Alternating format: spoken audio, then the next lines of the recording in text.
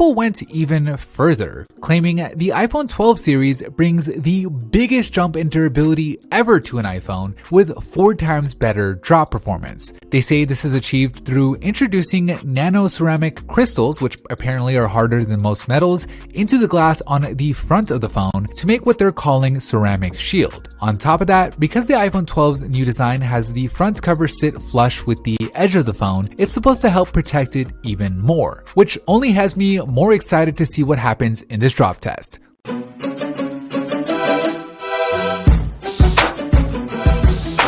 Round number 1, backdrop. In 3, 2, 1.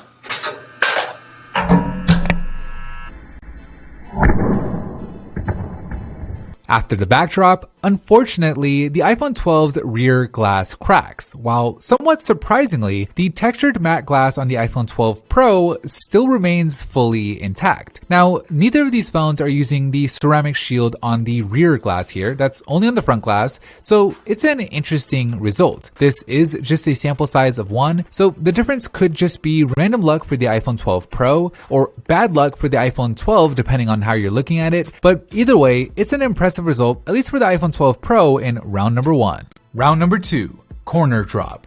2, 1.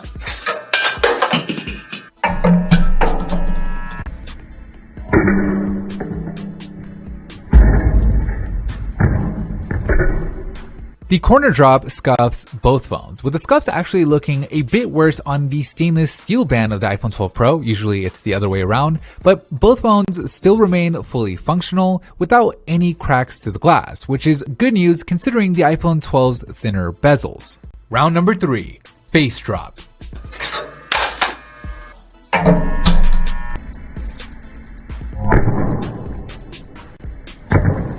After the face drop, ceramic shield looks like it made a difference after all. Both phones survive without any cracks to the screen, which is what one could only hope for after a drop flat onto concrete. And if you take a closer look, you can actually see the aluminum frame on the iPhone 12 and the stainless steel frame on the iPhone 12 Pro took some damage from that face drop. There's some scuffing right along the edges of each, which, while not necessarily pretty, no doubt helped protect the glass. So an excellent result overall for both iPhones in round number 3. Bonus round.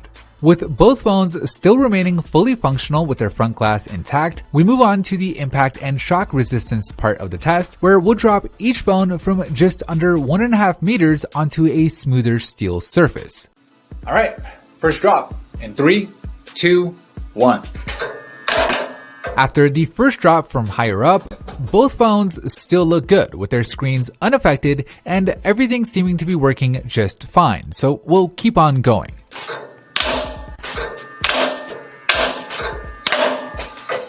Five drops in, and the initial damage from the backdrop on the iPhone 12 has gotten worse, although nothing has changed on the front. The phone still remains fully functional, so we'll keep on going. 3, 2, 1.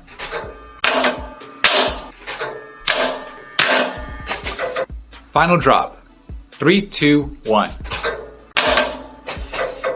A full 10 drops into the bonus round, and the screens on both phones seem to be completely unaffected, with both phones still being able to make a phone call and the touch screens being fully responsive. So, an absolutely incredible result. The iPhone 12 Pro survived that round like a champ, although the standard iPhone 12 did fare worse. The cracks on the back of the phone obviously got worse. That's kind of normal when you drop an already cracked phone repeatedly, but the camera is now affected as well, with cracks and shards of glass showing up on that main camera. Now, when you look at it on the back though, it doesn't seem like there's any damage to the lens, but it shows up when you actually try to use the camera. We tried looking at it under the microscope and we just couldn't see anything on the lens itself, so I'm not sure if this is due to the rear glass shattering or if it's damage to the lens itself. But outside of that, everything else on the phone is fully functional. Bonus round. So with the screens on both phones still remaining uncracked, we decided to add another layer to the drop test, bringing back the concrete block for a rougher surface, but dropping the phone from that higher height of just under 1.5 meters.